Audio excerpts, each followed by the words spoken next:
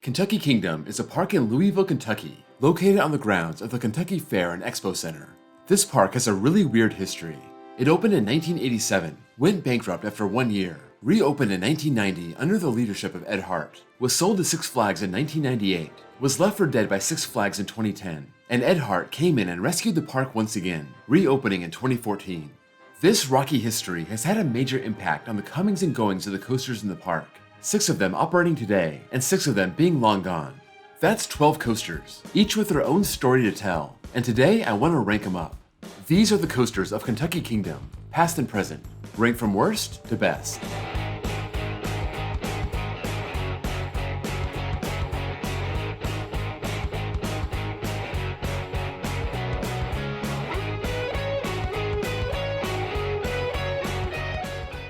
My first trip to Kentucky Kingdom came in 2018, and my last one came in 2020.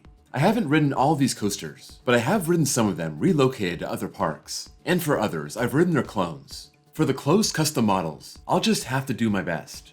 Number 12, T3, a Vekoma SLC, opened in 1995. Before Six Flags took over, the park asked Vekoma to build their brand new creation, a suspended looping coaster, this being a clone of the original in Holland. It was known as T2, or Terror to the Second Power, standing 102 feet tall, hitting 50 miles an hour, almost 2,200 feet of track, covering 5 inversions. This was a pretty standard SLC for the first half of its life. When the park closed in 2010, it stood idle, and it did not reopen with the park in 2014. Instead, it was given new trains from Kumba, no longer having bulky padded restraints. Now they were thinner with straps on the shoulders. The ride was painted red, and its name changed from T2 to T3. This was reopened for the 2015 season. Today, it's seen as one of the worst SLCs out there, and based on my rides, the whole thing is very shaky and very uncomfortable. It's outdated, it hurts, it's about time to be replaced. And sure enough, in April 2023, the park confirmed it would be. Number 11, Roller Skater, a Vekoma Junior coaster, opened in 1994. 7 years into its history, Kentucky Kingdom built a coaster for the kids, and it was the only coaster they ever built that was truly kid-friendly. This was a very popular model, well over 100 being built. This is the 207-meter version, which has 27 clones out there, and it's the same ride as Roadrunner Express at Magic Mountain, or Sprocket Rockets at Great America. 28 feet tall, 22 miles an hour, 679 feet of track, and all around, a very solid kids coaster.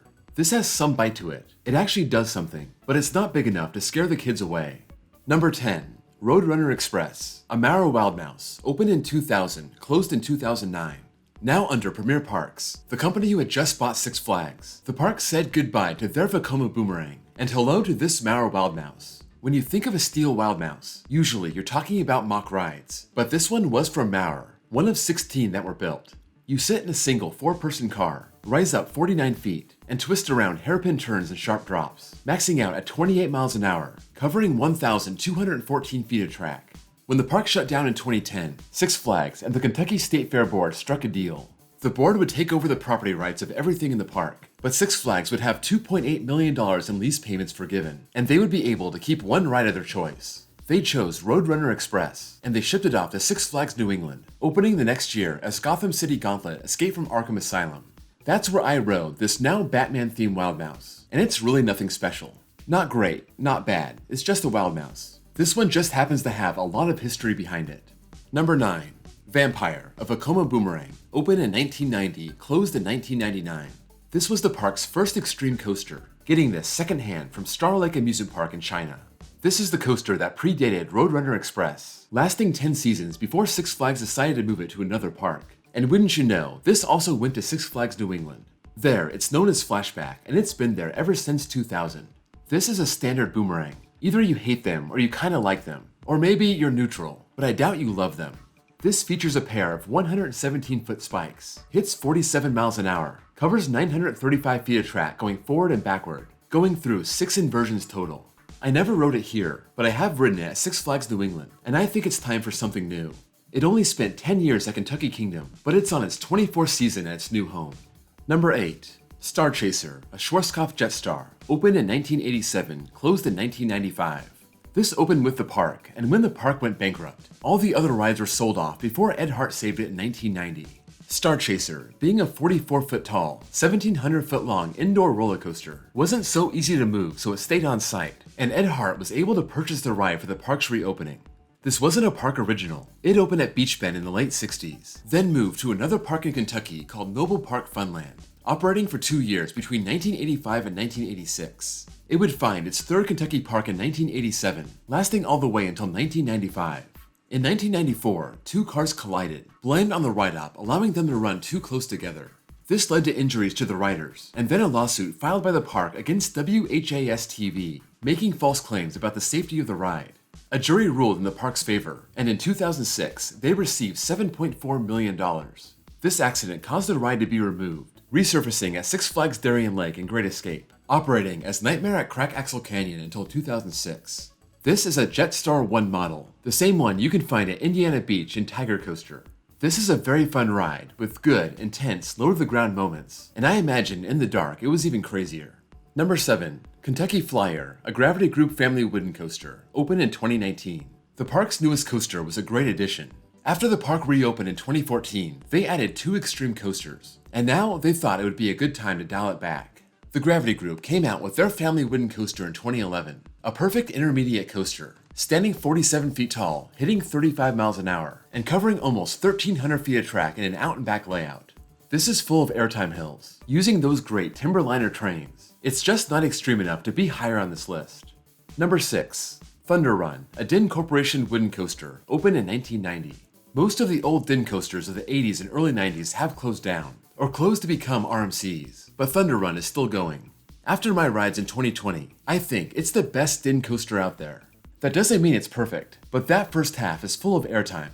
It stands 90 feet tall, dropping down and wrapping around the station, and the rest of the ride is full of shallow hills and long swooping turns. 2,850 feet of track. I was out of my seat for the entire first half, and then the ride absolutely dies. The second half is a snooze fest, but I'll give it one thing, it still runs very smooth. If the second half was better, this could be a top 50 coaster, but instead, it'll settle for being just a fun ride in the park. Number 5. Twisted Twins, a CCI dual hybrid, opened in 1998, closed in 2007. This opened as Twisted Sisters, a pair of 80-foot tall, 3,000-foot long, 55 miles an hour wooden coasters. One was named Stella, the other named Lola. After operating for 4 seasons, the rock band Twisted Sister threatened to sue the park for using their name, so the name was changed to Twisted Twins. These tracks did not run alongside each other. Instead, they ran headlong into each other, with lots of points where the tracks would pass each other. This is a hard one for me to rank. The layout looked decent, but not great. The dueling factor gives it some extra points, and its roughness probably depends on when you rode it. Apparently, those first-generation Gerstlauer trains weren't that great, but the ride itself seemed pretty popular, and for that, I'm giving it a top 5 spot. Six Flags was in serious step by 2007, and they shut down the entire northwest section of the park. It was not open for the final 2 years the park was open under Six Flags, but it was never torn down during the dark years of 2010 to 2014. This did not reopen with the park in 2014. Instead, Ed Hart decided to tear down the Stella side, and then hire Rocky Mountain Construction to overhaul the Lola side, and that coaster would be open for the 2016 season. Number 4. Grease Lightnin, a Schwarzkopf shuttle loop, opened in 2003, closed in 2009. This is a very well-traveled coaster, starting off at Six Flags Great America in 1978 as Tidal Wave, then moved to Six Flags Over Georgia in 1995 as Viper, then making its way to Kentucky Kingdom, being put right by the road that separates the two sides of the park. It would be there until the park closed in 2009. This was your typical weight drop shuttle loop, launching the train 57 miles an hour out the station, up a 138-foot spike, then doing it all backwards, back through the station, and finishing up a backward spike. It's a very simple but fun ride, and even though I never rode this, I rode Montezuma's Revenge at Knott's Berry Farm, and that's a classic. You really can't go wrong with a Schwarzkopf shuttle loop. This stood idle while the park was closed, but it was torn out before the park reopened, keeping the Lightning name alive. It would be replaced by Lightning Run. Number 3. Chang, a B&M stand-up, opened in 1997, closed in 2009. The same year Premier Parks took over, the park was opening their biggest ride ever. This 154-foot tall, 4,155-foot long, 5-inversion stand-up coaster. With bright green track and purple supports, this was located right next to T2. This was built at the height of the stand-up coaster craze, starting with a 144-foot straight drop, a vertical loop, a dive loop, and an incline loop, then 2 corkscrews off the mid-course brake run.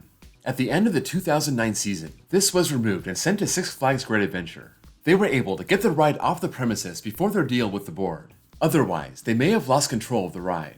This now operates as Green Lantern, and that's where I got to ride it. It's one of the best stand-up coasters I've ever ridden. Intense from start to finish. A long ride, good elements, and one of the most underrated coasters out there. Number 2. Lightning Run, a Chance Rides Hyper GTX, opened in 2014. When the park reopened after 5 years of being closed, everyone was treated to a brand new toy.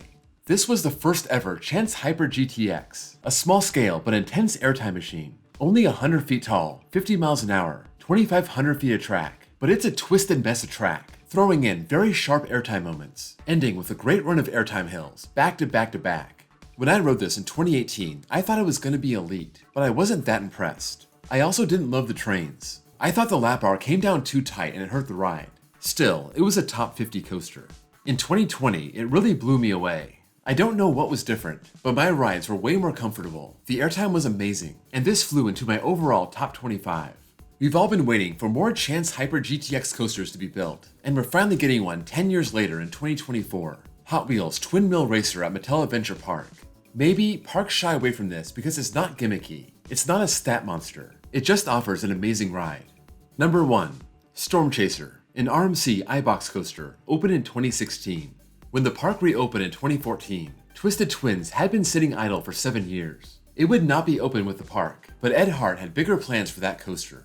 He hired Rocky Mountain Construction to come in. They knocked down the Stella side and turned Lola into Stormchaser. Because this has a steel structure, it isn't a hybrid. It's an all-steel iBox coaster. It would feature a 100-foot barrel roll down drop, replacing the standard drop and a great way to start the ride. Ultimately, this is a pretty short ride. 52 miles an hour, 2,744 feet of track, but the elements are all the perfect size. It tears through its course. One of the most powerful RMCs out there. Strong airtime all over the place. The park advertises 13 airtime points, 2 inversions. Honestly, I didn't think this was going to be a great RMC. I had higher expectations for Lightning Run, but it was Stormchaser that blew me away. No pun intended. I got 6 rides in a row on that first day in 2018, and it was a top 15 coaster for me. I don't think it was running as well in 2020, but there's nothing to complain about. It's still in my top 20. Stormchaser is a must-do if you're in the Midwest. It's worth the price of admission. That's a wrap on all the coasters of Kentucky Kingdom. This park has a history unlike any other. It's had a whole bunch of coasters come and go, and some of these are still out there at other parks. It has a small lineup, but it's got some firepower that other parks can only dream of. Ed Hart sold the park to Herschend in 2021, and it will be interesting to see what they add to the park in the future. Let me know what you think of this list, if you agree or disagree with anything here and why. And if you rode any of these old coasters, share your experience in the comments below. If you enjoyed this video, please drop a like, and if you're new here and love coasters, please give me a sub. I have a playlist with other parks in this series. Also, check out my links below for my Discord server, and my second channel where I post copyright-free off-ride footage, and my baseball channel if you also happen to love baseball. Thank you all for watching, and I'll see you all next time.